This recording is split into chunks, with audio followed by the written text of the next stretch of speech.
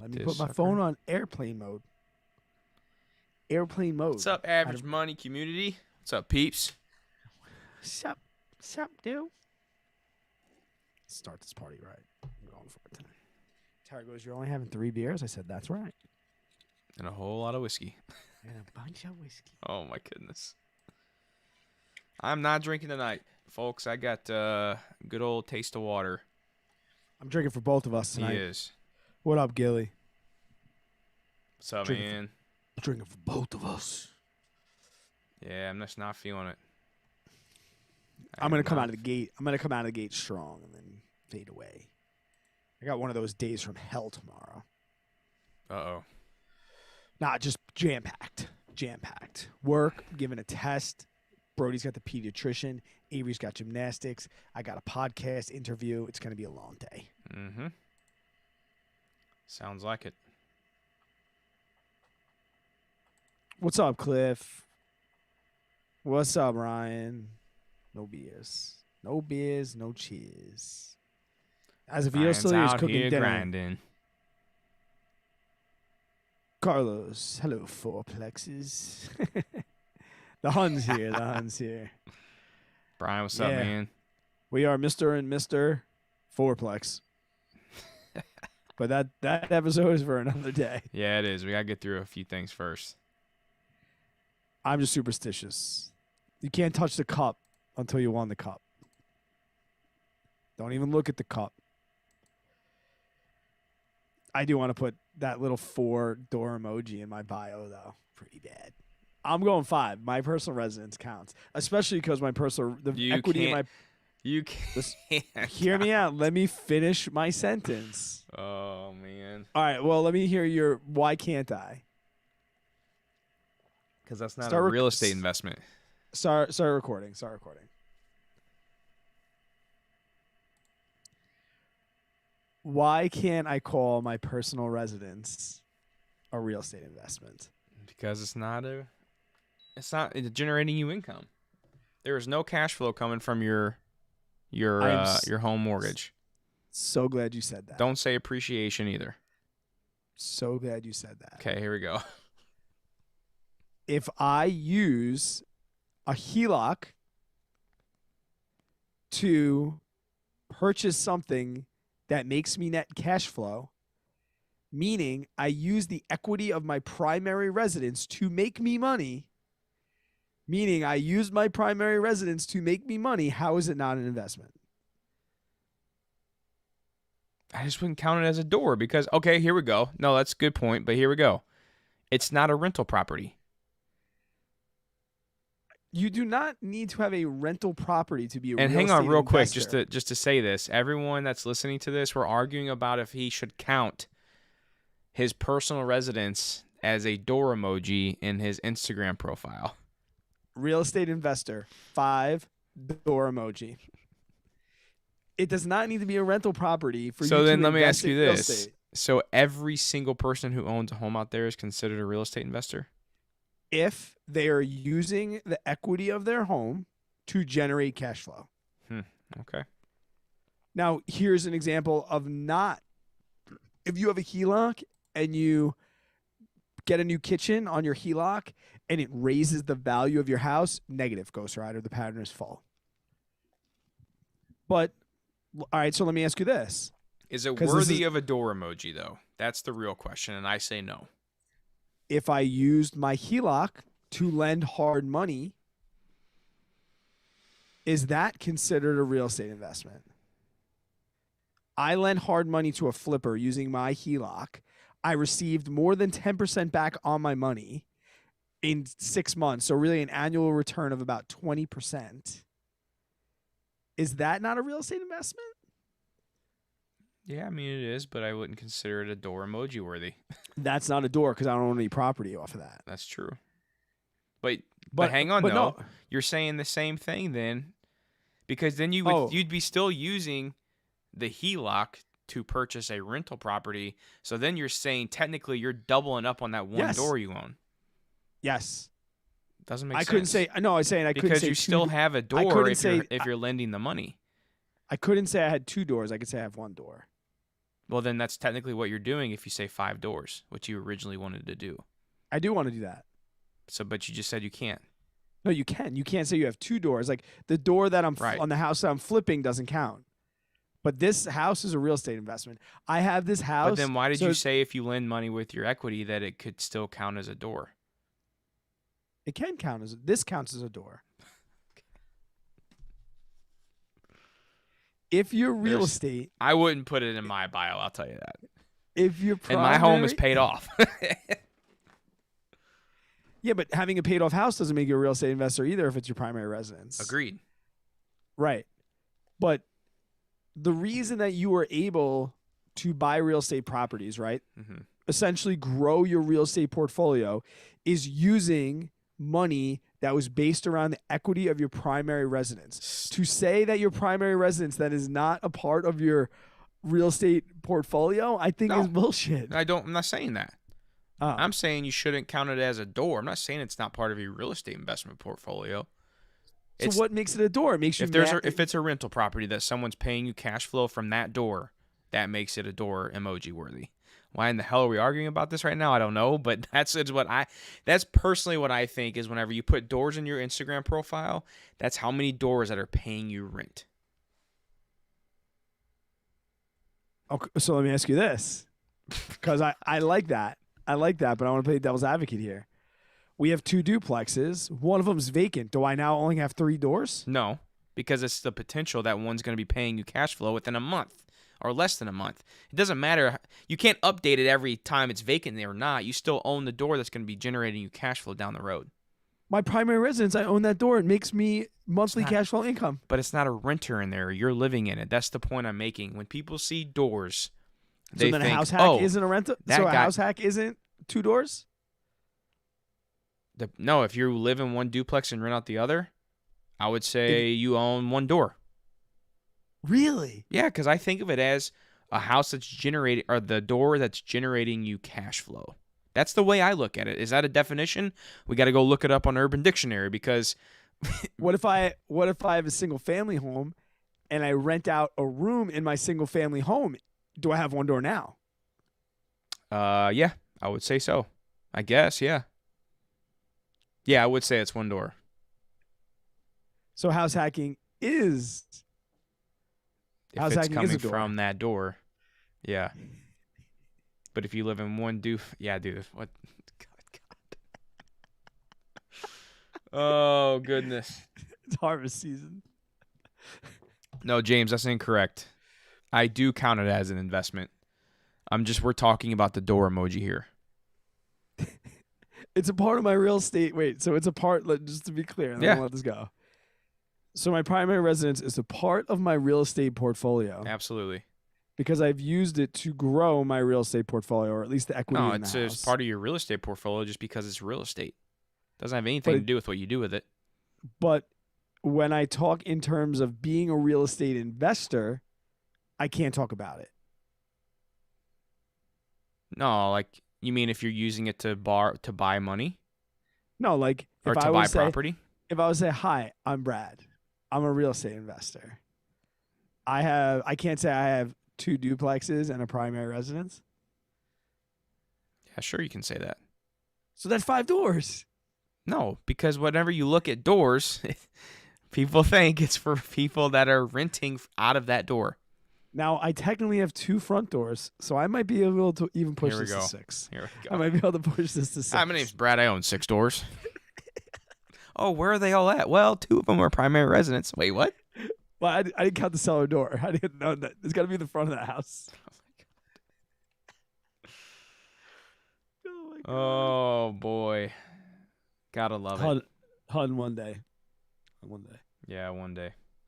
We're both God-fearing people, and the holidays are just very busy, and all of our families are spread out all over our given states. So, like, where it used to be like Christmas was on December 25th.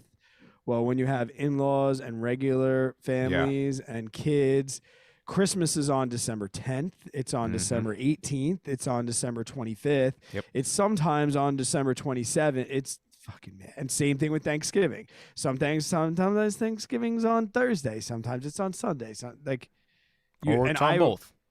when we got off the call, I was like, yeah, JJ, let's book his flights. He's like, bro, you are Mr. Family Man. He's like, you are shut off from Halloween until New Year's. And I'm like, damn it. Yeah. Like we probably won't even see each other before New Year. Nope. No, we Too won't. busy. Too busy. It's got way too much going on. Holidays are definitely busy. What's up, Dade? Dade, I got that Bud Light. Bud Light. All right, you want to start this thing? What are we doing tonight? 2 voicemails. James said, what about your bedroom door? I got like 9 doors. Yeah. Hi, my name's Brad Finn. I have 9 doors. My bathroom's a pocket door. No, that don't count. You're pushing the limit there. It's got to have you got to have a handle and a doorknob to open that sucker. It's got to go. Yep. Okay. Yo, update. Night 3 of the kids sleeping in the same room. First night, we tricked them and told them whoever falls asleep first gets a prize. The shit he says, parents. I know. So Avery got gummies. She didn't win, but I was trying to get her to like go into night 2. Like, I got this again. Yeah. Last night, disaster. They weren't tired. No. Tonight they both fell asleep on the couch on us, and I literally just dropped Brody in his crib and threw Avery in her bed and got the fuck out of it. Dude, you know what's something crazy? My kids never fall asleep on the couch ever. They will never fall asleep on the couch. If they're up on the couch, they're staying up till we go to bed. They just won't do it. They will not fall asleep. Not my kids will. We could stay up till 2 a.m. They'd be right up there with us. It's crazy. Oh God, Tom, we're doing so good. We got 2 good ones tonight, dude. 2 good ones. And we don't have to do the intro, right? We're going to do the intros after for now. Oh, it's so nice. So we just going to start right now? Because I have it. I had the first one downloaded.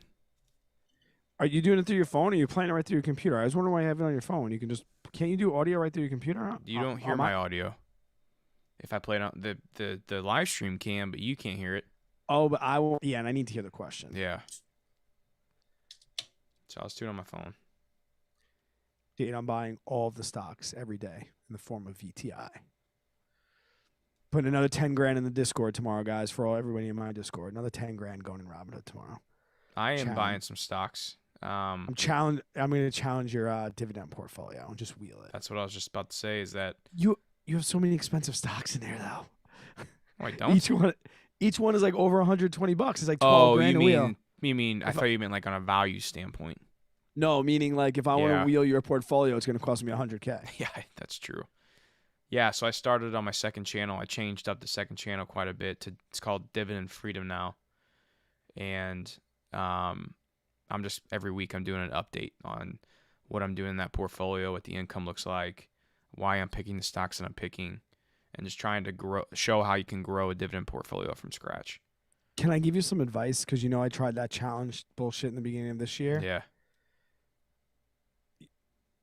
You're gonna get bored with $100. I'm just saying that. So don't say that like you're gonna do only like. I've already mentioned I'm going to be trying to raise it as I go on. Yeah, like every month try and raise it, because I wish I would have done that. Like I got stuck to like the 150 a week, and I was like, yeah. And then also, like talk about like watch list for next week to keep them guessing. So what I do right now is I have a poll every Monday, and I put up 4 to 5 stocks that I would feel comfortable purchasing that next week. Yeah. And I have them vote, and then I talk about the poll in the video, and I like read back comments and stuff too. Good. Yeah. I mean, if depending on your timing, you can talk about the following week's poll in that video. Yeah. I did too much of like, stay tuned for next week and see what we do, where people kind of fell off of that. Where if I would have been like, next week it's going to be this, this, or this, come check out why. Yeah. I would. Yeah, that's a good point.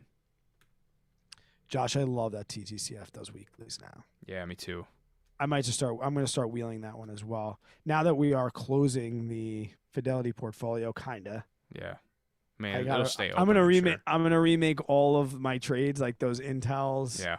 The ones you copied from me, which was the AMC and Carnival Cruise Lines. I got to rewrite that. I think I'm gonna do that, and that's why 10 grand's going in Robinhood tomorrow. I'm gonna start to make some puts. I'm thinking about this video. I'm thinking about making a video like 20% yearly returns, not owning any stocks, and have it be a CSP video, because the news is starting to get to my head, man. I'm like terrified to buy stocks right now.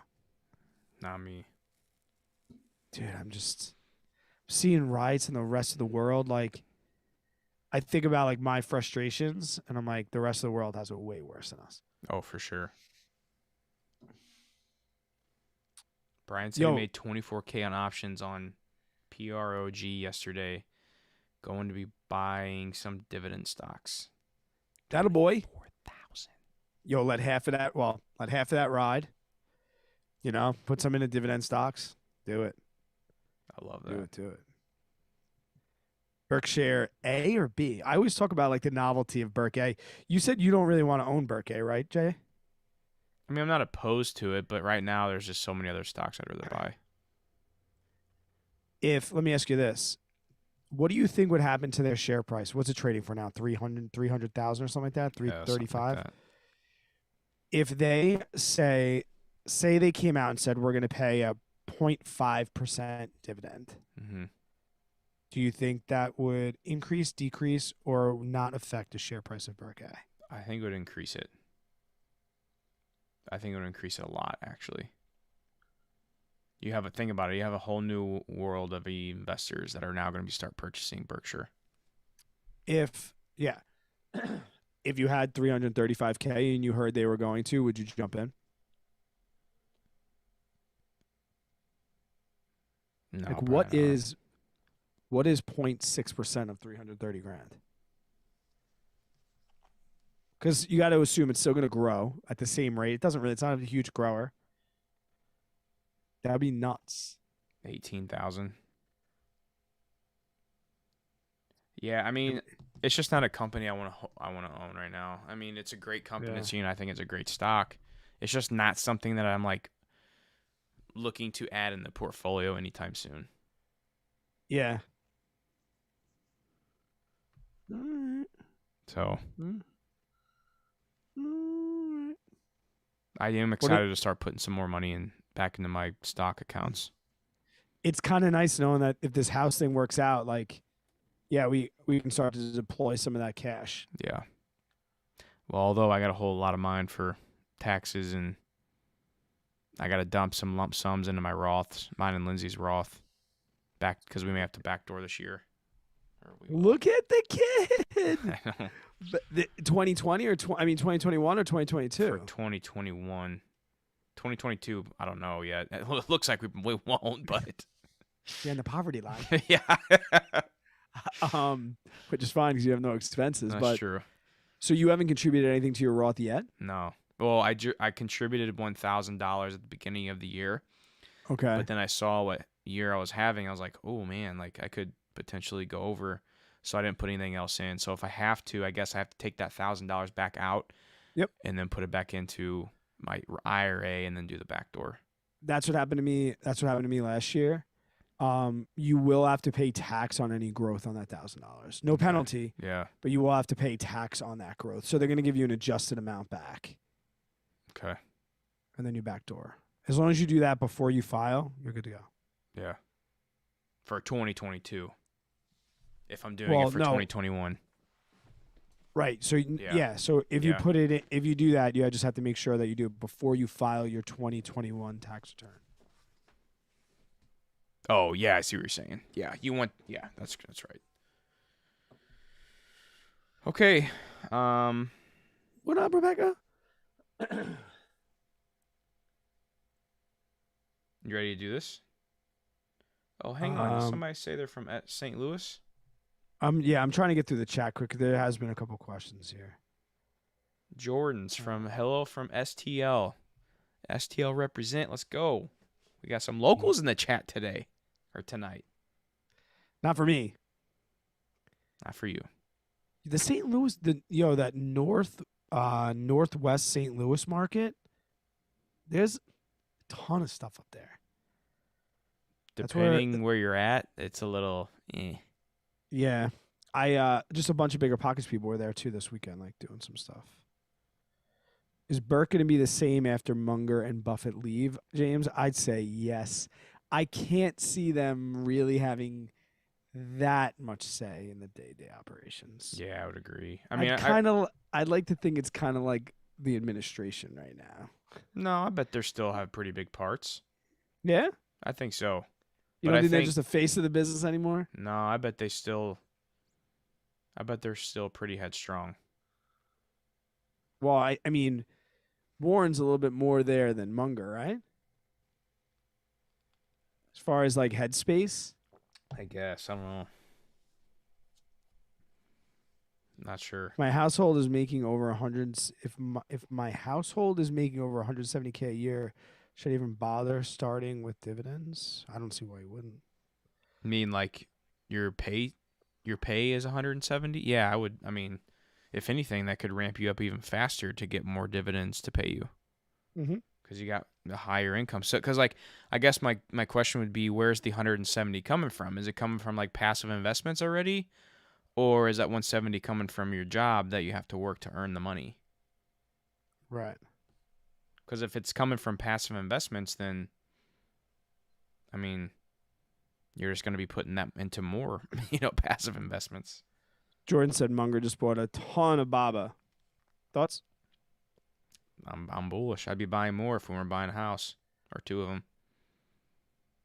We still got a bunch to break even. Yeah. But Dude, we're going to do a full breakdown of the real estate property.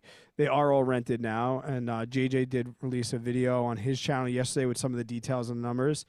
We're going to break it down further in the podcast when we have actual numbers, because JJ pretty much covered the long and short in his video yesterday. Yeah. But it definitely will become a episode. Yeah, 4 doors. They're all rented. 2 have leases. 2 are month to month, and that's really what we know right now. And we don't know much until we get inspections, which should be tomorrow and Friday. And then, like I said, we didn't want to waste a whole hour on speculate. On Monday. Yeah, we didn't want to spend a whole hour on speculations. So we wanted to be able to give you guys actual numbers. And yeah, because all of our rents are estimated right now, and that best case scenario I talked about in my video, that's not going to happen right away. Yeah, it's going to be built over time. Robin said, "Back to beans and rice." Yep. Yeah. For me, Jeremy, definitely. What's up, Jeremy? How are you, bud? How are you? What's up, buddy?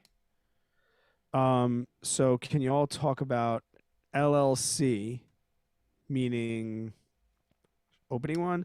I just closed my first rentals this week. I'm already in the hunt for another one. I personally, if it was like just me by myself and JJ wasn't my partner and we didn't have an LLC formed already, if I had one real estate property, I wouldn't open an LLC. Get an umbrella policy. Yeah, get an umbrella policy. And the common misconception with LLCs is that you have limited liability, but your ass is still going to court. You're still going to spend hundreds of thousands of dollars on lawyers' fees. And then you're going to get proven not guilty, hopefully. So you won't need the protection of the LLC if you weren't liable for the accident or whatever happened. So I think Meet Kevin did a bunch of videos on why LLCs for single people, you might as well just be a sole proprietor. That limited liability gives people this false sense of security. And like JJ mentioned, you can offset it through a good insurance policy. And if somebody falls and breaks their leg on your patio, you're going to spend hundreds of thousands of dollars on lawyer fees anyway. So it doesn't matter what kind of entity you are. Now, when you talk about making a bunch of money, that's when you might consider being a corporation, because you can really avoid self-employment tax. Something else to think about too is if you transfer a deed from, like, so you can't just go buy a property with an LLC that has no income. If your LLC is generating zero income, you're not going to be able to get a loan on that LLC or that business. Right. So, and we're going to I got some stuff to talk about with that here in this episode, but to go on your point is, if you, what was I saying here? Gosh dang it. What was I just saying? Something else to think about. Yeah, I don't remember. I lost my train of thought. That's okay. Good thing we're not recording the podcast right now, because that was a really good thought I had, and it'll come back to me. Oh, what the heck? I was talking about. Oh, I remember. So if you transfer, when you purchase a property in your name, right, as a rental property, and you go to a lot of people will transfer that rental property to the LLC, but the loan is still under your name. Technically, it doesn't happen very often or ever really at all lately. But if a bank gets in a big concern or a big worry, they can actually look at their loans, and if they see that your mortgage loan is with an LLC that you did not buy it through, they can technically call your note on the loan, and you could have to pay that loan back within like 90 days. That's what happened to Dave Ramsey. Yep. So I don't do that. I'm not going to put any of my properties into an LLC until they're paid off. Yeah, I forgot about that calling on the note thing. That'll get you. It will get you. That'll get you. But we got some good stuff to talk about with that in today's episode. Do we want to get started? Yes. Or do we just start now? Or how do we do this with no intros? It's going to be a good one. Let's get to the first voicemail, bud. Yeah, because I guess my intros, I'll be talking about Dan and Trevor and... Okay. Yeah. Trevor Hassel? Yep. Yes. Yeah, he left a good one. Okay, hang on. Born wealthy, I'd love to. Show me the numbers, brah. PM don't manage in Liberty. Find another one. All right, ready? Born ready. Let's go.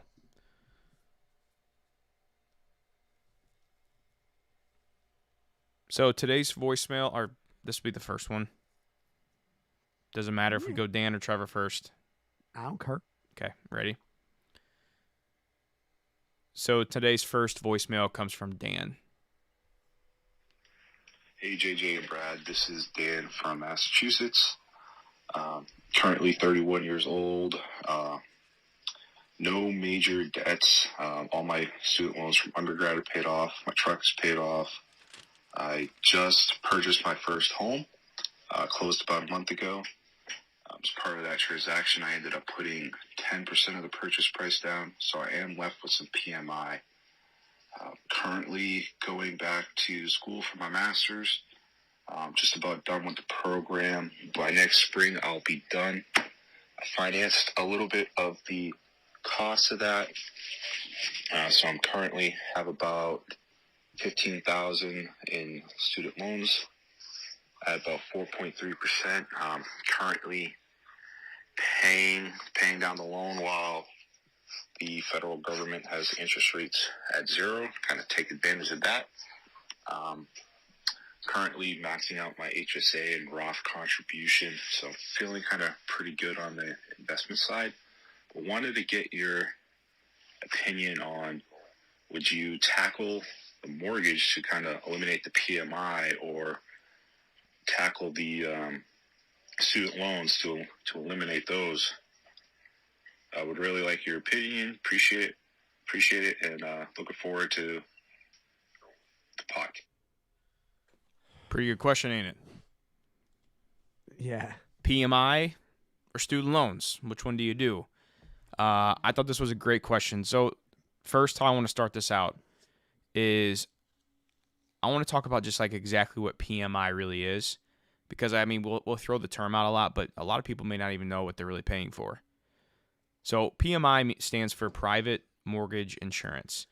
And basically how it works is when you go to purchase a property, if you're using a conventional loan, if you can't come up with 20% for a down payment, you have to pay PMI, which is Private Mortgage Insurance. Now, usually there's some different ways you can pay PMI. You can pay it up front as a lump sum, or there's ways you can have just your lender raise your interest rate. But the typical way to pay PMI is through monthly payments. And usually it's between 0.2% to 1.5% of the total purchase price of the balance of your loan. So like if you go take out a $200,000 loan, your PMI, let's say it's at 1%, that would be $2,000 a year or $167 a month that you're paying in PMI. And that's literally money that's getting thrown out the window. It doesn't go towards your equity. It doesn't benefit you whatsoever. It's just a fee that you have to pay for not coming up with 20% down payment when you purchase the property. So, in a nutshell, that's generally what PMI is. I don't like it. Never had to pay it, luckily. And if I did, I would want to pay my house off enough as fast as possible to get that PMI gone. But the question here that Dan had was, he still got student loans to worry about as well. Should he focus on these student loans that have a 0% interest rate right now currently, and then after January or February they go back up to 4 or whatever he said percent? Or does he put more money towards his home to get that loan to value to that 20%, paid in full, and then get that PMI gone from the property? Great question. What would I do? As I answer every single voicemail, I put myself in your shoes and I tell you exactly what I would do. But before I answer that, something else I want to mention that I just thought of is there are other ways to pay off PMI than just paying on your mortgage. Look at what happened the past year and a half. Property rates, property amounts have gone up tremendously. The value of your house has increased if you've owned it for more than a year. I could almost guarantee that. And with that, as that value increased, so does your loan to value. If you put a 10% down payment, your property goes up 5%, you now have 15% of that loan covered, of the value of the property. So if it goes up enough to where you have 20% loan to value ratio, then you can get rid of your PMI without even tacking on another payment, if it just works out that way. So there's things to think about with that. But again, as most people have to, you're paying that monthly payment of a PMI. So for me, I'll answer here quick, Brad, and then you can talk, and then we can go back and forth. I'm paying off the student loans first. I'm going the student loan route first. I like that it's 0% too, so he's not having to pay anything right now. And some people may look at that and be like, oh, well, if you're getting the 0%, leave it and pay off that, that property a little more. That technically does kind of have an interest rate. I think like a general rule of thumb, you can assume that your PMI accounts for an extra 1 to 2% on top of the interest rate that you have on your loan. So if you just got a mortgage at 3% and you're paying PMI, you can usually say that that PMI is accounting for an extra % or 2. So now instead of having a 3% on your property, and if you're paying PMI, now you're paying 4 to 5%. So I'm going to say, even with that, I'm still saying to get rid of that consumer debt first, the student loans, and then start attacking the PMI. What do you think, Brad? I think I'm on 3% on my computer. I got to grab my charger. Yikes. Go grab your charger.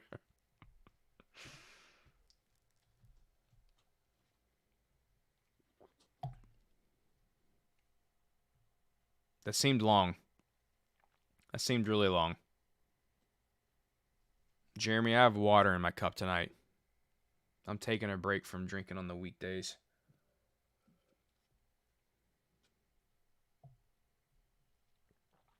Yeah, Dave, that's a good point. Yep, get those student loans out of there. Can you just get your home appraised again for the bank to get rid of that PMI? Yeah, that's the first thing I would look at, is get a general idea if you even think you're close enough, because I think to even have PMI go away, you have to have at least a loan to value of 78%. So meaning you would own, technically equity would be 22% in your favor to even start the getting rid of the PMI process. Good to go? Yeah.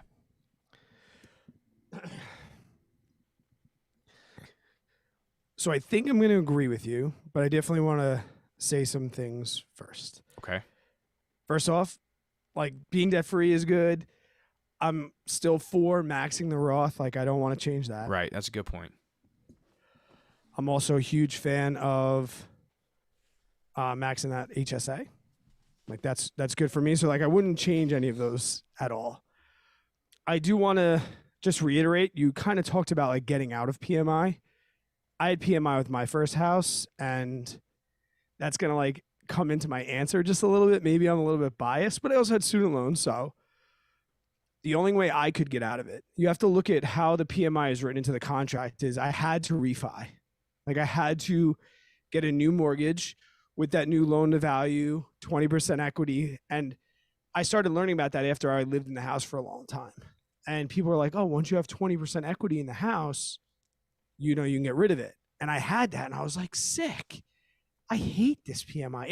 PMI is the worst, especially when you like get PMI and then you learn about PMI and you learn about money and you're like, wow. And I'm not saying this to you directly, sir, because I'm just saying how I felt. But when I finally like learned about it, it stung me so hard because I was like, damn, this is literally what Dave Ramsey talks about when he says stupid tax.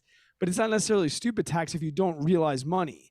But I definitely looked at it as like, the only reason I have this is because I was not disciplined enough to save a little bit more money.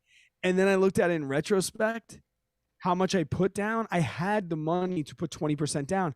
But for whatever reason, and actually the reason is because banks want to make more money off a bigger loan, I kind of got talked out of putting 20% down by my loan officers and stuff. They're like, you know, you only have to do this. You only have to. And then I'm like, so wait, I only have to put this amount and I can use that other 15% on new couches and new blinds and everything. Like they talked me into it. And I looked back and I'm like, damn it. I hate that so much.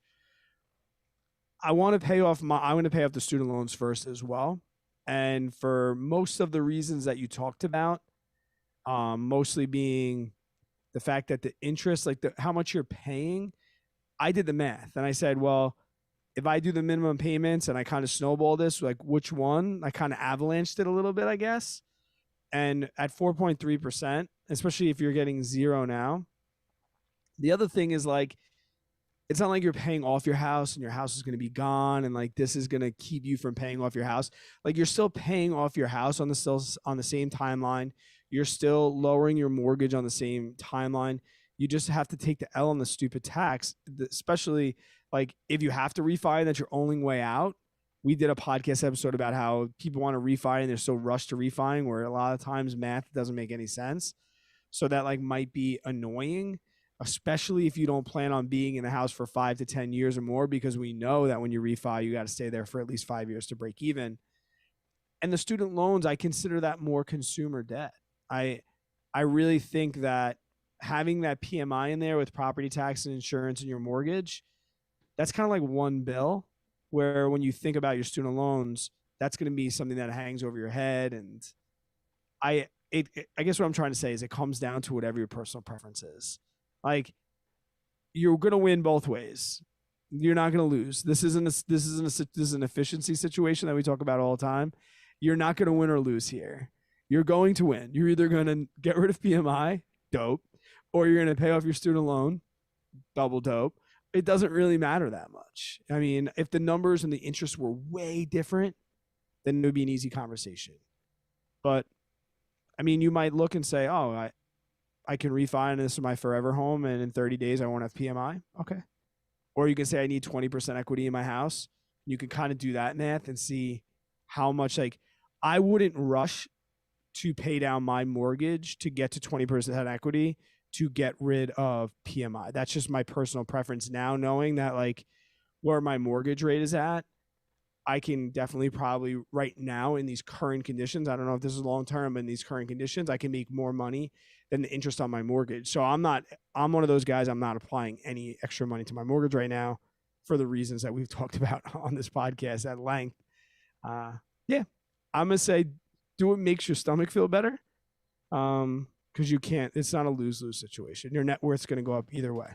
It really is. And I would just personally lean towards the student loans because when I got rid of PMI, I felt successful. Like I was like, I won versus the banks. But when I paid off my student loan, I felt accomplished. I felt like I did something for me, my family, and my future. And that's why I'm going to go that route. Cool. I like it. I want to bring something out from the chat too.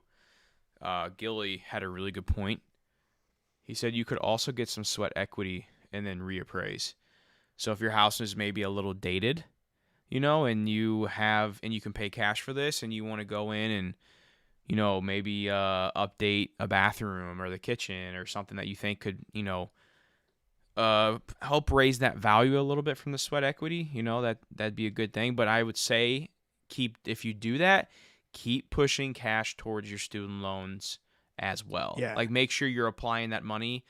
I wouldn't want to take money away from me paying off student loans to go do a project on the house that may not even have any effect on the value if appraiser comes in. Yeah, what do they say? Like, never assume appreciation. Yeah, yep. Yeah, you're guaranteed that payoff whenever you're paying down those student loans or putting it towards the mortgage. Yeah. That was a good one. Keep us posted. Let us know what you decide to do, and good luck with the rest of university. Yeah, and thanks for leaving the voicemail. All right, so this may be the first time this has happened, but we have a repeat guest. Or I don't know if you'd call him that, or a repeat voicemail lever, whatever you want to call him. I'm not even taking any notes. I know this dude. Yeah, so the next voicemail and the last one for tonight's episode comes from Trevor. Oops, I got it downloaded. Hang on.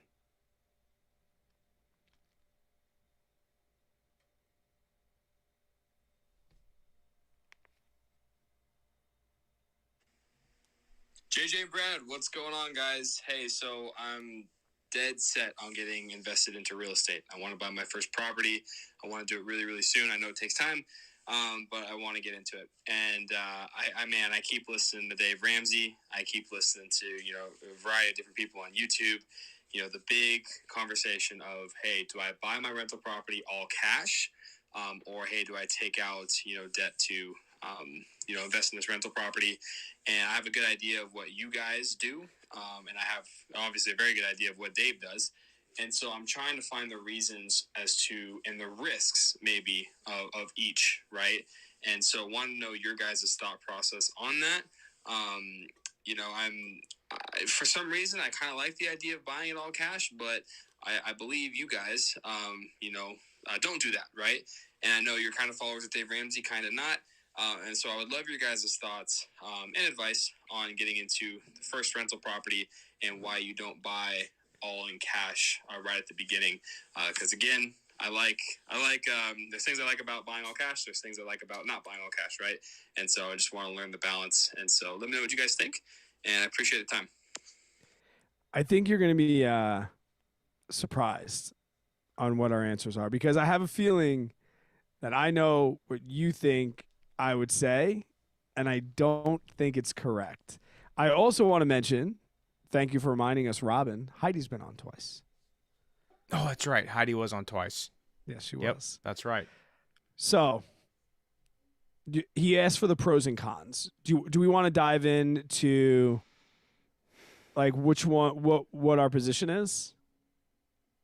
Yeah, let's start there, and then we'll do pros and cons. You feel more strongly. I agree with what your position is. I think I'm gonna sound like a donkey if I'm not, but I don't even know what my position.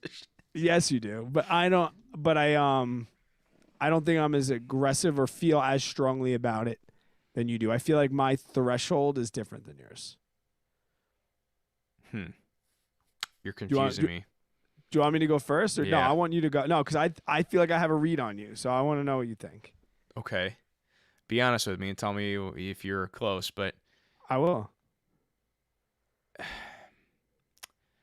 So let me propose it to you this way. Well, hang on. Okay, go ahead. Because I think this will at least clear up like what I want you to get to. Okay. We just bought 2 duplexes for $425,000. Mm-hmm. If you and I were liquid, Average Money Podcast has $425,000 in it. Yeah. Are we buying the house cash, or are we still only going to put 20% down? Dude. This is so hard. Honestly, I think I got. Yeah. I think I'd probably just pay cash for it. I know my boy. I'd probably pay cash for it, because here's the thing. I know all the real estate investors out there right now are flipping me off. This is what they're doing. They're like, "You idiot!" they're flipping me off right now. But no, dude, like this comes down to, okay, there's 2 different sides, I feel like, with real estate. you are either a borrow as much as you can until the bank will not lend you any more money, and then you got to go private, and then until private won't lend you any more money. There's those types of peoples, and those guys have some big old cojones. And then you have the other side. Pay cash, no debt. Debt is dumb. 100% of the homes that have been foreclosed on have loans on them. The whole 9 yards there. And to be honest, I would probably say I'm more in the middle of that, but I lean more towards the paying off properties. So that's where I stand. That's where I'm at. If I had the liquid amount to pay for a larger deal like that, then yeah, I probably would, just because the risk is gone, besides like maintenance issues and stuff popping up from that. But I at least know that if I have no tenants in there, I just got to cover taxes and insurance. Like, I can do that on my money I have coming in. I don't need to rely on cash flow. It's just a risk-reward thing, and it's also how you're built.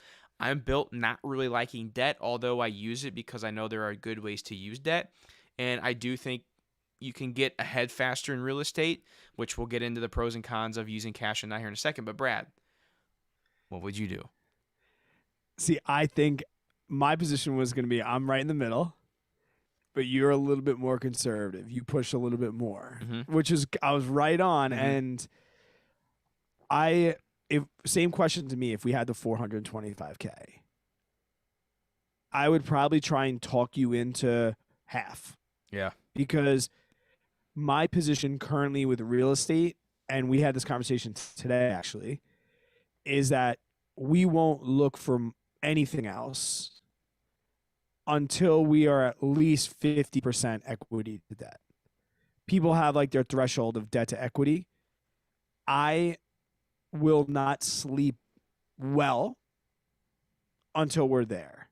Like, I'll sleep good because we have good cash flow. We did our numbers. We did our due diligence, things like that. But when we get to 50-50, I know that night that's going to be a small win for me. That's going to be when I feel accomplished. So if I could go, I'll go through some of the pros and cons off the top of my head, and then maybe you can, if I say something different. Okay. The pros are obvious pros. You don't have that expense, which makes your cash flow higher, which puts you at a better position to keep updating the house and keep it in good standing. And if markets were to drop, you can still take less rent and still cash flow. Like, obviously, not having a mortgage payment, there's very, very few cons that come along with that. There's very, very few. So I'm not going to try and like come up with a con. I mean, to come up with like, not having a mortgage payment. Like, that's going to be that. Now, some cons to it are, and here's kind of like what I'm thinking, if we had that sum of money. With putting, if we had $425,000, we could put 20% down on a lot more great deals.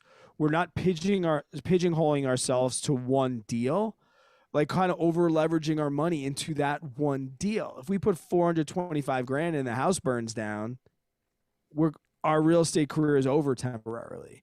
And we had all that money in the house. We got to get insurance back. And that would be like buying all in on Apple. Where if we can now take that $425,000 and buy 4 different houses at 20% down for $100,000 each, now one burns down, I still have the diversification of 3 more. So there's like that for me. That's where I see good debt. That's where I see leveraging the money. And I also see that, like, if you stay in a range of debt to equity that you're happy with, and these are things I'm learning, like, that makes me more comfortable. And the fact that other people are going to pay down that interest, it does not matter the mortgage payment necessarily. The other thing, I think, when you have a lump sum of cash, it also limits what you can buy. If you go in and say, I have $425,000 and I'm going to pay all cash for it, well, you can't buy a $450,000 house without going outside your morals. And at that point, if you're going to be taking on debt, take on debt for other things as well. But that could work the other way too. If you have $425,000 in cash and you see a great deal and the numbers work at $400,000, you might think to yourself, well, I got $425,000, I'll throw that in, and you might make a bad deal just because you have the cash to put down.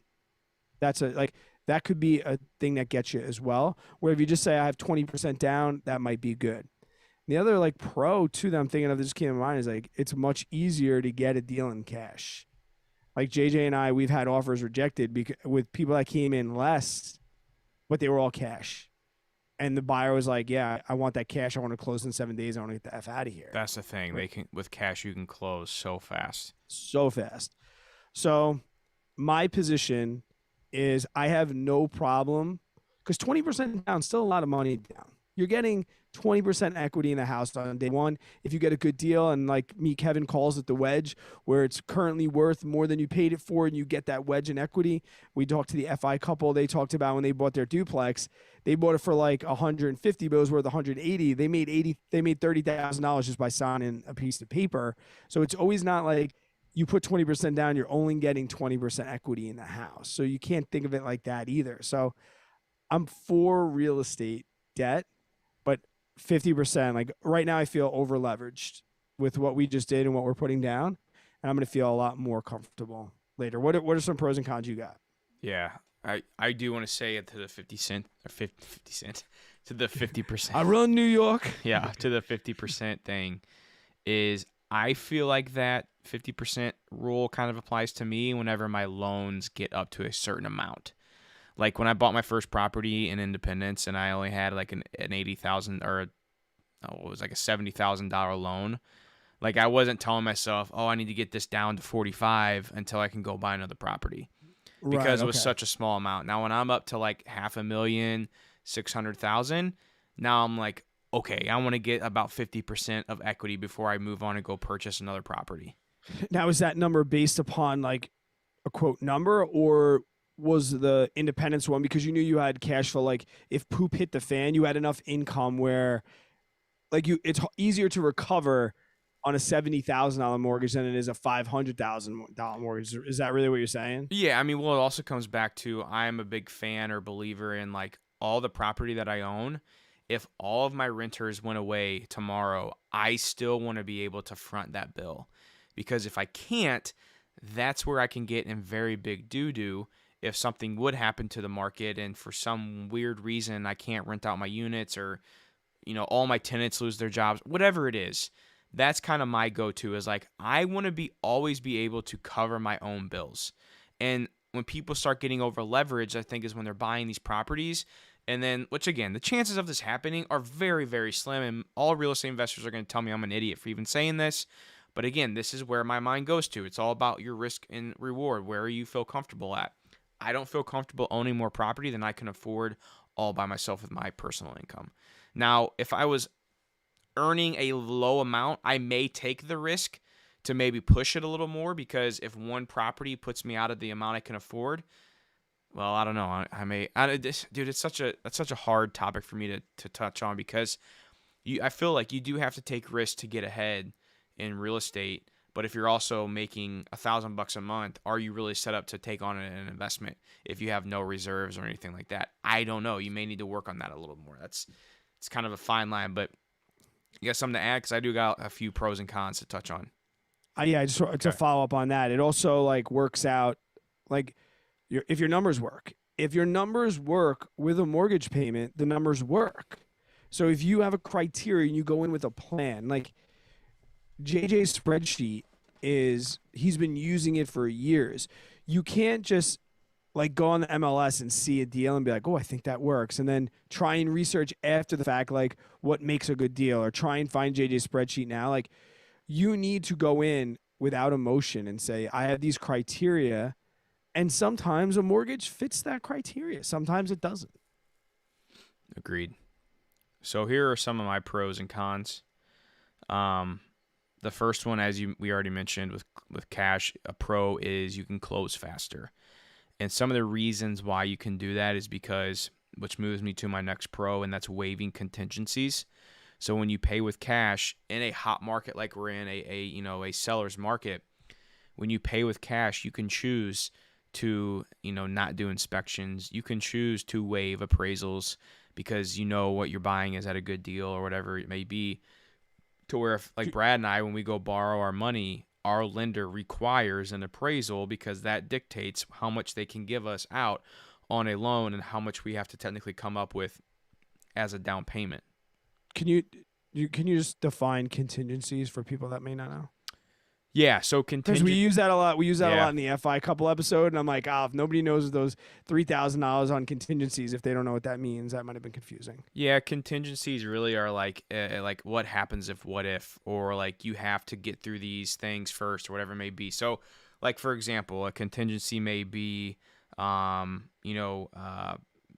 like the example I just had, appraisal. The contingency of the loan going through is upon the appraisal. So you have to wait to see what the appraisal is until you can move forward in your loan process. And then you can say, I choose to get rid of that. And because I have cash, I'm not borrowing the money. A bank doesn't have to wait to see what the home is worth. That's kind of what that means. And as a buyer, you can ask for money for contingencies as well. Mm-hmm. So you can get some money back for extra appraisals and things like that. Yep, correct. So that's all in negotiations. Go ahead. Yeah. So more pros is a potential price discount.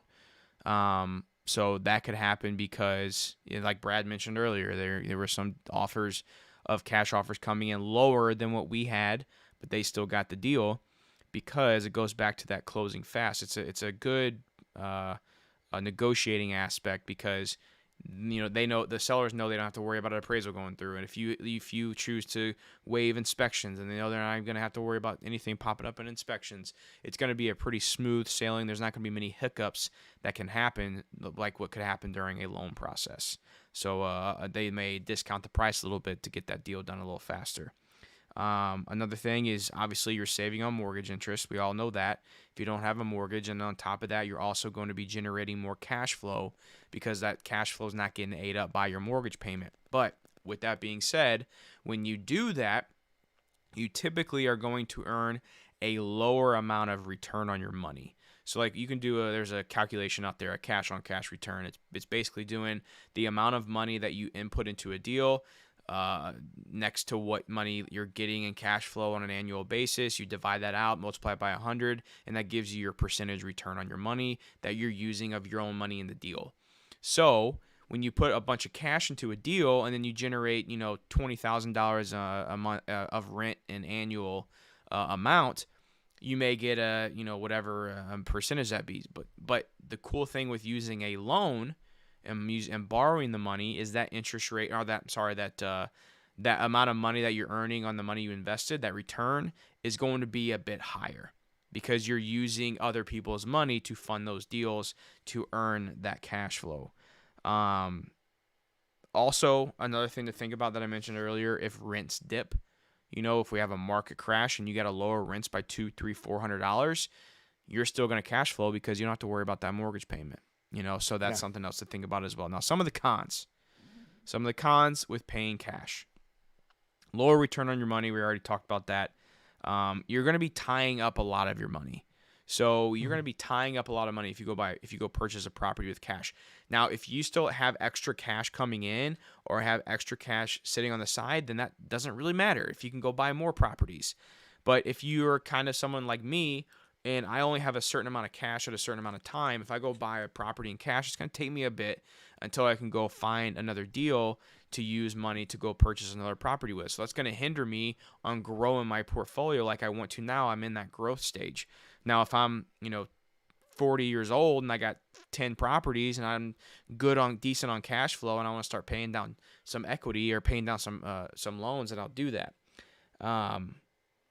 Another thing is, that goes back to what I was saying, missing out on other investments. You don't want to have all that money tied up and then go find another amazing deal 2 years later and you don't have enough cash, or a year later and you don't have the cash sitting around because it's all sitting in this deal. So that's another thing to think about, is having some of that extra cash in case you go close on this property and then next week 2 more duplexes pop up and that are even better cash flowing deals than what we got, and then we want to go buy those too. So those are things to think about. And then lastly, it takes longer to get into a deal. No, that's not correct. That's part of the loan process. Sorry, I'm looking at notes right now. I wanted to jot down some notes for this one because I wanted to make sure we got this right. takes. You got some problems with the teleprompter there, bud. That's what's happening. It takes Cognitive longer. decline. Yeah, no doubt. You can edit that out, right? Yeah. Okay, good. But no, the last thing I do want to mention here is a tip for real estate investors. And one thing is to try and hide your identity of ownership. And what I mean by that is this actually maybe brings up a good point here, is if you happen to get sued, right? If you get sued by owning a rental property and a lawyer looks at the current assets that you own, and if you own that property free and clear, that lawyer is going to look at you and be like, oh man, this guy owns this thing with no mortgage on it. Yeah, this is like icing on the cake for this deal. To where if he looks at you and you only own 20% equity, he's like, it's really not worth going for. We're not going to get much out of this deal. He doesn't have much equity built into it. So that's kind of like a safety factor of having a mortgage, on a property. But the thing I want to talk about too is just the importance of trying to hide your identity. And that is a pro with paying in cash, I guess, is that you can transfer that ownership to an LLC and try and hide your identity from that by using a lawyer or a CPA to do that for you. Yeah. I mean, there's so many. I mean, there's pros and cons, but we just tend to like having debt. But I would definitely be pissed if we put all our money in a deal and then another deal came and we were like, damn it, we should have saved some for another down payment or something like that. That's why I say I'm more in the middle. Yeah. Because, again, the other thing too that we didn't really mention, which can be a good thing with taking out a loan, is, I mean, I guess you could do this with hard money as well, but cash out refining later and getting some money back from the bank again. Like, I'm not opposed to that either. We mentioned that if the markets keep going up, we had to lay out some personal money to make these duplexes happen. If in 6 months everything's still up and we can get these things reappraised and give them some value adds and cash out refi and get all of our money out of the deal and have them paying for everything, that might be something that we discuss later on. Yeah, definitely. I mean, I would definitely especially not be if rates keep that. going down. If rates keep going down, yeah, that would be that'd be nice. That'd be awesome, to be honest. But we'll see what happens, But those are the 2 voicemails for tonight. I thought they were pretty good ones. Yeah, and I love hearing from Trevor too. So he's a good dude. He's a good dude. Had a great time with him in FinCon. Well, guys, I'm gonna wrap this up here. First, I just want to say thanks so much for listening to the podcast. I want to say this. Brad and I are trying to figure out ways to grow this thing. If you enjoy the podcast, there's 2 favors I have from you to ask you. Leave us a review on Apple Podcasts because that does help us get exposure and pushes our Apple Podcast pushes our podcast out there. The second thing is just share it with a friend. Say, hey, I know these 2 dudes on Average Money. Go give them a listen. They know that they'll help you out with their money situations or whatever. That it's a simple way to help us out. Just share word of mouth because I think that's like the most popular way podcasts grow. Yeah, we are a word of mouth kind of business. Yeah. So, that does help us out. And if you're willing to help us out, we appreciate that. But guys, thank you all so much for listening to tonight's episode. If you guys are interested in leaving us a voicemail and hearing your voice on the Average Money Podcast, there is a link down below in the show notes, or you can just go to speakpipe.com/averagemoney, or is it Average Money Podcast? I think it's Average Money. Average Money Podcast, okay. I believe. But yeah. You made it. I did. I don't remember it, though. Just click the link down below in the show notes. We'll edit that out, too. Maybe not. No. Oh, goodness. So, but yeah, guys, I really appreciate it. Edit that out, too. You're losing me here, Brad. Have a great night, guys. Yeah. Oh, my gosh. Go ahead. Go ahead. Are we doing it? We leaving this or what? What are we doing here, Brad? No, you can say goodnight. Say goodnight. All right, everybody, thanks for listening. Until next one, you all take care. You really, really struggled with this. No Tito's in there? No Tito's, unfortunately. All right, do the intro. Geez. Do the intro. All right. Hey, guys. You'll know. Because remember, we started with today's voicemail, so after I talk, we'll probably just leave it. I'll get you into that. Okay. Don't forget to introduce me, bro. I will. Why would you say that? All right. I don't know. They did get ready to turn on the AC. Oh, actually, it's nice right now. Yeah, I was gonna say it's winter, bro. You should be able to open a window soon there. Yeah, it's nice. All right, ready? Hey guys, welcome back to another Average Money podcast. What? Another episode. Hey guys, welcome back to another episode of the Average Money podcast. It's a voicemail episode, and your boy is doing the intro. It's been a while. We need some voicemails, guys. If you're interested in hearing your voice on the Average Money podcast with a question you have about money, a life situation, whatever it may be, we have a link down below in the show notes. Leave your voicemail. We'll play it here live on the podcast and give our thoughts. If you are new to the Average Money podcast, my name is JJ, and this is your first time listening. I am joined always with my good friend Brad Finn. How you doing, buddy? I'm good, bud. I'm really good. And if this is your first time listening to the Average Money podcast, where the hell have you been for a year and a half? Yeah, what the heck are you doing with your life? Gosh darn, that means that our followers are not promoting us enough to their friends. Nah, man, I'm really excited. We haven't done voicemails in a bit. We say it every time. Probably when people see a voicemail episode, they're like, here we go. This is their favorite type of episode. And they're 100% super excited about this. But no, we really are. And we got a repeat customer on the line tonight. You know, we're going to talk a little bit about, you know, should we pay off mortgages? Should we buy things in cash? Private mortgage insurance? And then, you know, your usual banter. But before the banter, JJ, let's dive right into tonight's voicemail. Boom. That's how we do it, folks. Stop the recording. There's questions that I want to talk about. Okay. That I told people stand by. Shit, where was that first one? Where was it? Oh, somebody said, oh yeah, how much do you pull out for vacancy? Hang on, let me save this real quick.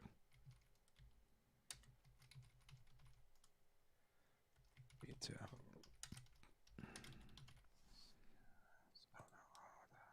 I gotta export it. Me too. What's today's date? 11th, 10/13. 10/13. 10/13. Voicemail. Brad Audio. Oh my gosh. I didn't record the Zoom call. I was wondering that. That's going to be fun lining up. Dude, I got it. I was wondering that in the midway through the episode. I didn't think about it. I never heard we are now recording. Guys, I used the Zoom call to sync audio from both of our tracks. And if JJ's mic is too hot, which I saw the red light beeping on his thing, it was distracting me the whole time. Does that mean you were clipping? It means it probably was like popping or cutting out. Oh yeah, there's on your like little. Yeah, I kept seeing it too. I kept trying to move my mic back, but I would just keep getting closer. I don't know what to do with my hands. All right, how much do we take out for vacancy? Well, hang on, I'm almost done. I'm uploading to the drive right now. Hang on. Podcast, Average Money, podcast recordings. Where's it at? Boom. Done. Okay, how much what? What now? How much do we take out for vacancy? So just vacancy alone, 5-10% of rent. What's in your spreadsheet? I just do a rent. I do a number. Usually I do about 150 a building to 250 a building. But if you have a lot in rent, you may want to do a little more. So you don't have a fixed percentage amount? I mean, not really. What do people say? I've heard people say like you figure 2 months a year. That, or I've heard like 15%, 15 to 20% taking out but that's not just for vacancy. That's accounting vacancies, maintenance, all that. Yeah, you make like one number, like CapEx, everything. Yeah, I just put one number in there. It's usually like $150, $300, $400, something like that.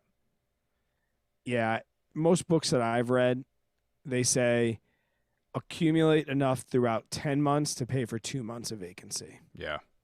If you take 2 months of bills and divide it by 10, that's your monthly vacancy. My thing too is like I do it really on my spreadsheet. I take out the money just for a numbers look. But I already know like I have the cash in there, so it's not really like, okay, every month I have to take out $300. It's more of an average thing. So like it's more like don't be a dick and spend all your money. Make sure you have some money set aside. Basically. And it also shows me what maybe my true numbers are going to look like, because anyone can make a deal look good and not account for, vacancies and all the extra amounts that they have to pay on an annual basis that doesn't account for in their spreadsheet. Somebody could say, oh, well, I'm going to cash flow $1,500 a month, but they're not thinking about the amount of time they miss out on a month of filling the property. Then that's $1,500 they just missed out on right there. Like that's a lot of money, to account for. So. Jesse asked our thoughts on Intel. I love Intel at like $50. I'm selling puts on them. I just closed 2 because we needed to close the challenge that we were doing between us. But that's going to be going into my Robinhood portfolio this week. We had a couple green days. So next time we have a nice red day, I'm going to be doing probably 6-month puts on Intel. I don't really love them at this price. I think they can go down a little bit, which is why I love the cash secure put for Intel right now. Based on a numbers standpoint, I think Intel is a good buy right now. Based on an actual business, I want to say I like NVIDIA better just because of the power they have with those chips, and also the larger what's the word I'm looking for? God, I can't talk tonight, dude. The diversification they have in their business is a little spread out more, I feel like. And also brands, the history of the business, like NVIDIA's got like the crypto aspect to it, as well.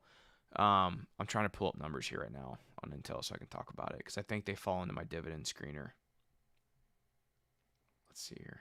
Dave said, I know I got my dad listening now. A couple buddies from work. You guys are booming shortly. Time's coming. Thanks, Dave. I appreciate that, buddy. Appreciate that big time, man. And Hunt has an awesome question, too. He was talking about, like, buying a house and want to refix it, or fix it up, like, to be able to live in it.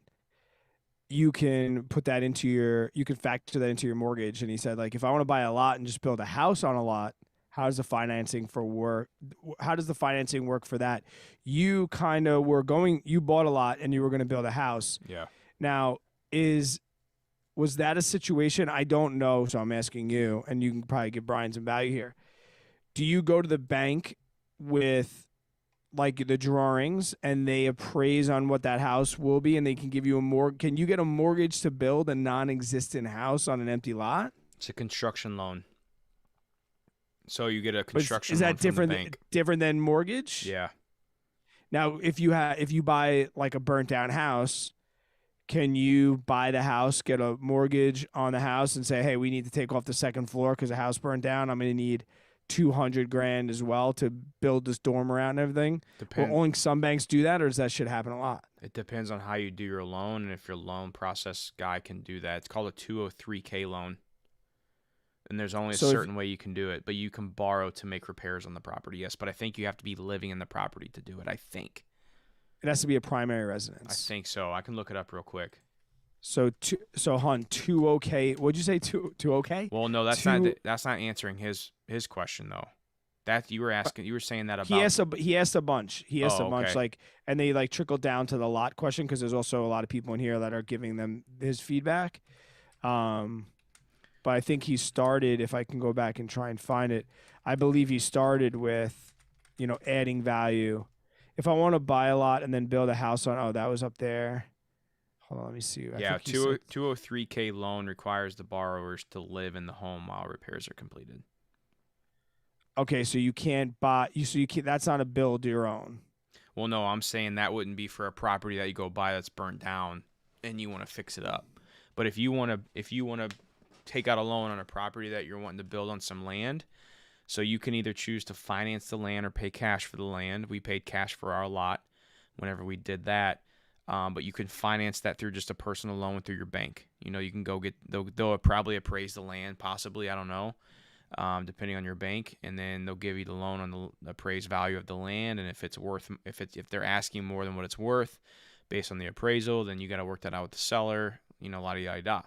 But then once you get your land purchased, then you move on to a construction loan. Yes, you have documents. You'll get an appraisal you'll have drawings. You'll get an appraisal based on the drawings and what it will be like on that lot once that building is done. You'll get a certain value for that. And then with that, you'll have the construction loan that's going to be an interest rate of usually, 4 to 5% maybe. And you have to pay So similar to a mortgage or a little more than a mortgage? A little more than a mortgage, but it works differently though. You can pull money out as you're using the loan. So it's kind of like, imagine like a HELOC. It's a lump or a of sum business line money. of credit. Yeah, like a business line of credit. So you go grab that to pay your vendors as they're building the house. So whenever the foundation's done, you pull out $20K to pay your foundation guys. When the plumbing's done, you pull out $25K to pay your plumbing guys. When you got the framing up, you pay $15,000 to get your framing guys paid for. And that's kind of how it works. Do you need quotes from each one of those people at the beginning of the loan? Invoices. Oh, quotes from the vendors? Yeah, so like you go into the bank, you say, I'm going to build this house.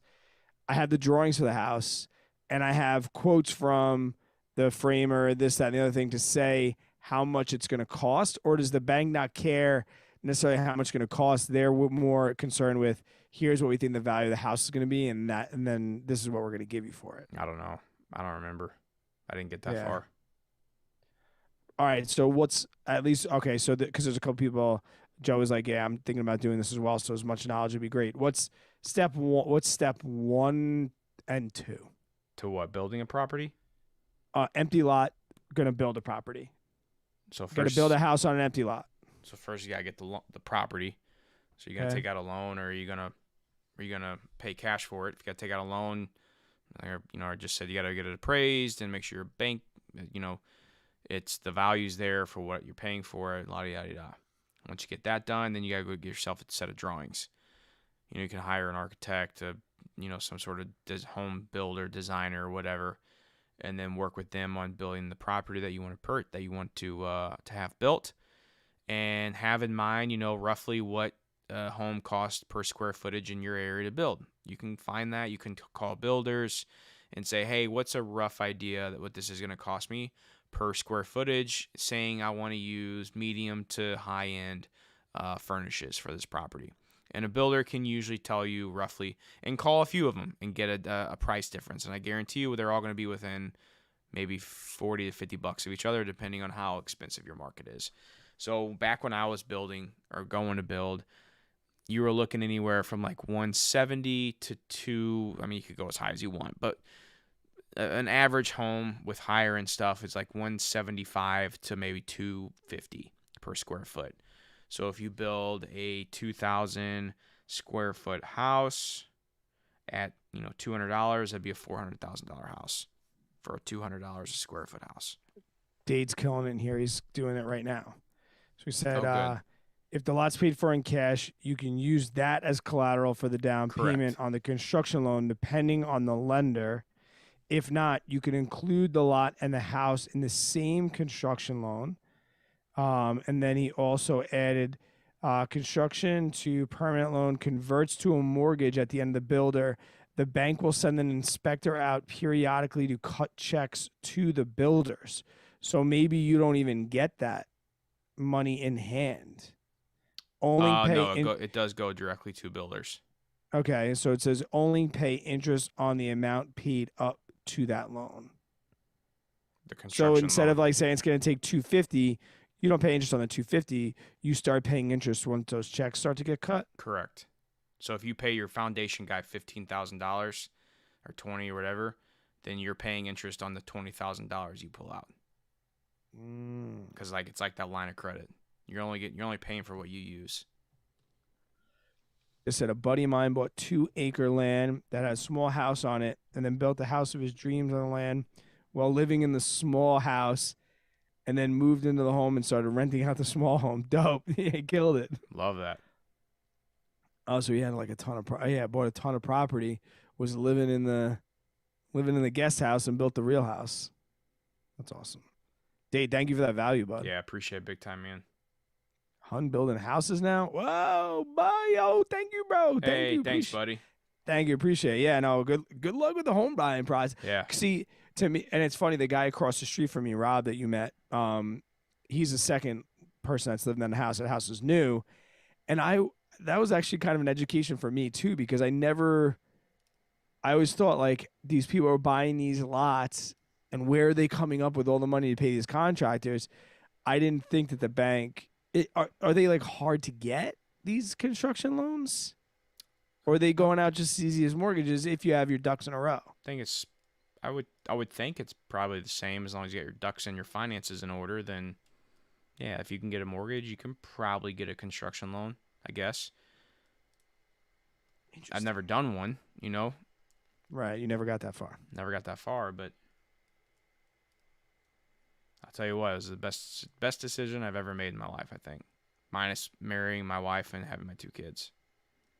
Great episode that we had on that. Yeah. Yeah, that was a good one. Man, what a good little podcast tonight. I love voicemails, man. And I knew those 2 questions were really good, too, so I knew it was going to be solid. Minus my screwed up intro, whatever, or outro. The Hun knew that we were getting ready to wrap out of here. That's why he he's like, dropped the super chat on us. He's like, now you can't leave. Yeah. Actually, we bailed on him last time. I was about to pass out. We were both banged. We started drinking early that day. Yeah. If we would have stayed on, you would just see like one of us just do this. Oh man. I think you even texted me like, I'm gonna pretend like my internet went out. I was like, we could just say goodbye. I'm done. It's like, oh, sorry, bad connection. What was that? See ya. Going through a tunnel right now. Sorry, I can't hear you. What was that? Oh, man. Not a lot of banks do them anymore, Dave said. Construction loans? Yeah. Oh, wow. They're a little tough. I'm thinking, like, because you don't get the check and the lenders do, I wonder how much shady operations is going on between contractors and banks. I don't know. Hopefully not a lot because it could get in a lot of trouble. Like if contractor A said to the bank, like, I'm going to charge this dude this much. Mm. And the bank was like, sweet, he's going to pay us back plus interest. Here's the money. Well, no, I mean, you got to get it approved on what you're paying them. Like the contractor just can't go to the bank and be like, I'm going to charge this guy $30,000. He doesn't even know it. Yeah, but like if you're a noob, you don't know how much it costs to build Oh, well, a then house. no, yeah, that's on you. I mean, yeah, you don't know if you're getting ripped off or not, but that's why you get multiple bids. I don't know how much it costs to build a house. Per square foot. Right now, it's probably, honestly, to build a house here, it's probably, I would guess, $225, $275 a square foot. That's a lot. It's expensive to build a house right now. I think my house, actually, I only going by like Zillow sale price. I think mine's like $365 a square foot if I sold it. Yeah, I mean, these are like, brand new everything. High end appliances. But yeah, I would say $225, $275. In Manhattan, it goes for like $3,600 a square foot. Oh my gosh. Sickening. And what do you get? That's What crazy. do you get? Nothing. Yeah, guys, leave us voicemails. Leave us voicemails. Guess you get to live in the city. That's what you're paying for. The Yeah, convenience. but you went to the city. It's cool to visit, but it's like not somewhere you want to live. No, I mean, if I don't know, dude. Like, if I was like 20 something and like just freaking in my grind phase, didn't have a wife or a girlfriend, and I worked at some like Wall Street banker job, I'd want to live in downtown. We did have friends that paid ridiculous rent just to avoid the commute every day. That's another thing, is the convenience you're paying for. Yeah. Like, And- would you rather pay a mortgage for a 1-bedroom apartment, a mortgage price for a 1-bedroom apartment, or commute 2 hours each way every day? I would love to buy something in New York, but most 20-something-year-olds can't. Not happening. Yeah, no, I would. Everything's locked up there. I mean, The big city is like it's all generational. It's Yeah. apartment buildings have been passed down unless you're building new construction, which I can't even imagine. That'd be so cool though, man. Think about that. Like that you built something in New York City. It's pretty crazy. I have a dream to build a property, like to build some sort of investment property. It was cool. My buddy lived in a building where they were building a high rise right next to it. So it was kind of cool, like going over there every 6 months and watching the build, like right outside, watch it go up. And he was like, yeah, it was cool till my view was gone. Like yeah, he had like that's true. He had like a semi view of the park and like this high rise. What do you want to build? What do you want to build? A 10 unit? I don't know if I could probably ever afford that, but it'd be cool to maybe build like a couple duplexes or like a fourplex or something. Dream big, bro. Let's go 10. Okay. No, if I wanted to dream big, even before I got into real estate, when I first graduated college and didn't know what the hell real estate investing was, I always looked at like those new apartments that like you see all over Kansas City. They're all over the place. They're brand new, really nice apartment complexes that are like 100+ units, maybe even 200+ units, depending on where you're at. But they're townhomes. They're not like buildings, right? No, they're buildings. Like there's multiple levels. They're just very, very, very well good put together properties. I always told Lindsay, I was like, I would love to build one of those. It'd be fun. 100 units? Yeah, like a big, big complex. Like multiple buildings. You said you don't want a real estate empire. That's a real estate empire. Oh, it's definitely an empire. I'm just saying it'd be kick-ass to build that. It would. Like have like a little community pool, hot tub, work with an architect to design this place and and then have the finished product right there in front of you and be like, holy crap, I just freaking developed this whole property. Can we do 10 first? Yeah.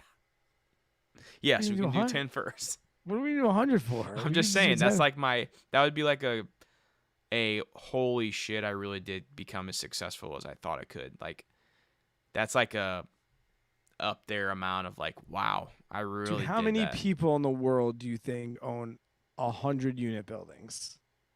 Less than 1%, maybe. I don't know. Way less. I mean, you gotta think 1% of the population, I would say majority of their wealth is probably in either real estate or 100 unit buildings big. Yeah, it is. I feel like I'd rather just have a hotel. Nah. I feel like that's too much. That's more work. It's more upkeep, more staff, more everything you got to worry about. I mean, I feel like we could get accredited investors and we can build a 100 unit building. Man, I would not. How much does that cost? What? I wouldn't want to do that right now. No, we're gonna do 10 first. We have to 1031 exchange this to a 10. Okay. I'm down. What about one building with 4 in it, as opposed to 2 duplexes? Yeah, I would do that. Be cool. Do they make 4plexes? Yeah, we made an offer on one, dude. No, that was 2 duplexes as well. No, it wasn't. It was a 4plex. It was in the same parking lot, 2 duplexes across from one another. Mm-mm. We made an offer on a 4plex in Harrisonville. That blue one.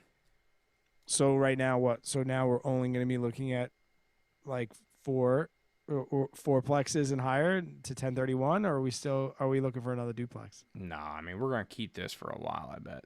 I don't want to get rid of it. I just want to buy more. I don't want to get rid of it, but if we can use it as collateral, right? Collateral would be nice. Collateral would be nice. It would be nice. We got some debt to pay off first. Yeah, but we're not tapped. No, we're not. We're not tapped by any means, but it's for me and you. I want to get some debt paid off. I at least want to get ourselves paid back. Yeah. So. Yeah, bud. Cool. Anybody else got any last minute questions? Dates and screw 10. Let's skip to 250. It's probably like when you own a brewery. Like they're like, oh, you want a 7-barrel system? You might as well get a 10. Oh, you got a 10? You might as well get a 30. You got a 30? You might as well get a 50.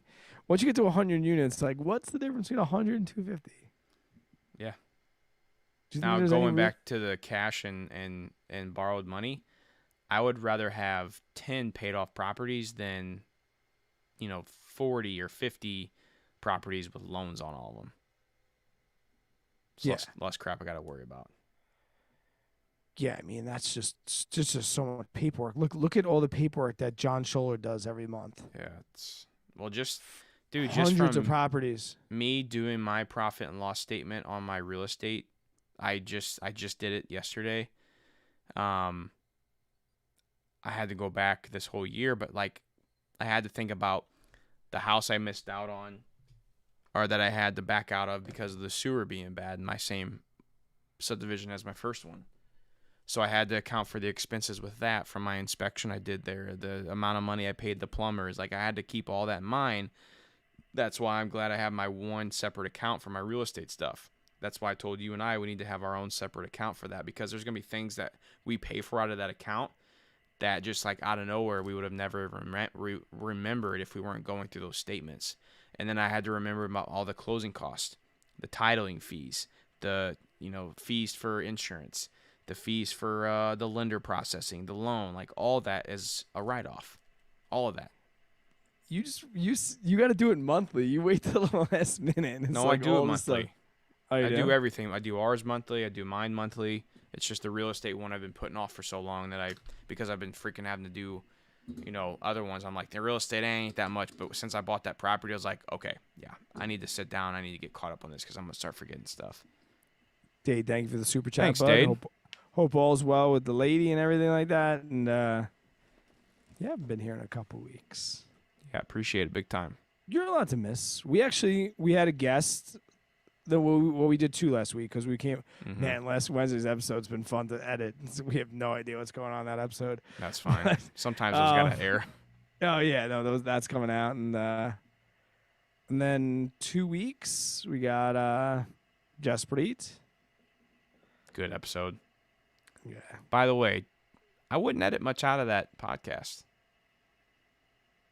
Like, I wouldn't try to get those down to, like, an hour. Like, if it comes out to be 2 hours, it comes out to be 2 hours, whatever. No, I mean, but it's really, like, I try and wait as long as I can to edit them, because if I edit them and I don't really remember, I cut out, like, I edit it as a listener. Oh, and if I'm like, what are we even? I just cut it out. Okay. Like if it's banter and it's funny and it's entertaining, I keep it in. But like it's nice to edit it as a listener in like true. 2-3 weeks, and I just get rid of it. That's true. Hunt said, "How the sewer thing work? What ended up happening out with us? Are you still dealing with that? Right? You haven't figured that out yet." They're actually working on it today. They worked on it today and should be finished up next week. But because you got a big quote, you got a little quote. The little quote was kind of shit. What'd you end up doing? So I got the big quote, and the big quote had some issues with the scoping that I was complaining about. They didn't scope my entire line, and the guy I was talking to was kind of a dickhead. Had the second crew go out there and give me a bid, and their bid was astronomically lower than the first bid. The first bid basically wanted to rip out my entire line and put in a new one for $30,000, and they didn't even scope the entire line. Second thing is, the second bid came back at like $4,000, so literally a fraction of the cost. And they still needed to dig up my foundation, but there was certain ways they could get around having to replace the entire line, because when they scoped it, the rest of the entire line is perfectly fine. So there's no need to replace that line, like that other guy told me. So I called that other guy back. I told him, I was like, you know what, screw that guy. I said, hey, your scope didn't scope my entire line. You're, blah, blah, blah, blah. I feel like I should get my money back for the $250 I had to pay you to send you up to the property to scope the line. He threw a fit. Him and I went back and forth, had some few choice words, finally settled down a little bit. He's like, I'm going to talk to the owner, but I can't promise you any money. I was like, okay, well, we'll see. Owner calls me back. That was the Instagram, right? That was the Instagram you did? Yep. Okay. Plumber calls, our owner of the plumbing company calls me back, and he says, hey, I'm the owner. Sorry about that. La-di-da-di-da. He's kind of a hothead. He doesn't like when people tell him that he's wrong, even though sometimes he obviously is, whatever. He goes, just because of all that, I'm going to give you your full money back. Here's your $250. I'll send you a check. You should have it next week. So that's where we're at. Now they started work on it today. Should be done by next week. The 4,000. Yep. All right. Yep. Thanks for the question. Thanks for the super chat, Brian. Sam said, I missed this episode. Still got support. Catch up on the podcast. Dude, thank you so much. Thank you, appreciate sir. it. Appreciate it. Appreciate Thank you it big so time. much. That will be a big help. How cold is it in KC already? You guys are like, you guys have KC, dude. I know, but like, how cold is it in KC? I don't know. Somebody asked in the chat. Oh. Is it similar to where you're at? Yeah, it's pretty similar. I mean, you sometimes will have like snow in KC and not here. Or like you know, obviously when it rains in Kansas City, it's not raining here because we're 4 hours away. But usually temperatures are pretty similar. But there will be some times where it could be, you know, pretty colder over in Kansas City versus where it is, just because maybe that cold from Colorado like hasn't came over to St. Louis yet. But you get like, because you don't have like the ocean, like you'll still have a hot day, but it's still what, 50s at night? Is it 50s yet or still 60s at night? It got down to 40s at night this week for the first time. I love it. But usually right now it's still around 60s at night. I'm giving no shits.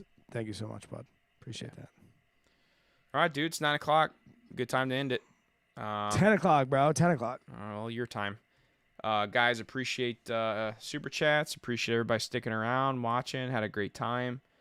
And unless we have a guest pop up between now and next week, we'll see you guys live next Wednesday. We should be the 20th already next Wednesday. Wow. Damn it. Flying by, dude.